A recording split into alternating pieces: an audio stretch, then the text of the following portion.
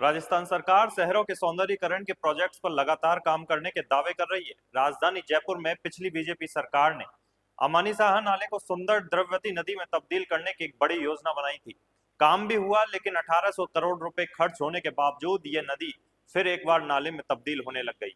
इस प्रोजेक्ट को बनाने और देखरेख करने वाली कंपनी टाटा प्रोजेक्ट्स ने भी इससे हाथ खींच लिए। वहीं सिस्टम भी इस कदर बेबस हो गया कि कंपनी से काम तक नहीं करवा पा रहा। जयपुर के अमानीसाहा नाला को द्रव्यवती नदी के तौर पर विकसित किया जाना था, लेकिन अब इसमें बदलती सरकारों की राजनीति का कीचड़ जमा हो चुका है। पिछली बीजेपी सरकार के वक्त गुजरात के साबरमती रिवर फ्रंट की तर्ज पर इसे भी पर्यटन स्थल के तौर पर विकसित करने का एक खाका खींचा गया था, लेकिन गहलोत सरकार में भी यह प्रोजेक्ट ठंडे बस्ते में डाल दिया गया। अब जब प्रदेश में एक बार फिर से बीजेपी की सरकार है, तो प्रदेशवासियों को उम्मीद थी कि इस अमानीसाहा नाले को सुंदर द्रव्यवती नदी में तब्दील करने का काम एक बार फिर से शुरू होगा। लेकिन करीब 1.5 साल बाद भी ऐसी कोई उम्मीद दिखाई नहीं दे रही। वसुंधरा सरकार के समय में शुरू हुआ ये प्रोजेक्ट गहलोत सरकार में न सिर्फ ठंडा पड़ा, बल्कि जनता की गाड़ी कमाई का करीब 1800 करोड़ रुपए खर्च एक झटके में डुबो दिया गया। आपको बता दें कि इस प्रोजेक्ट की डेडलाइन अक्टूबर 2018 की थी।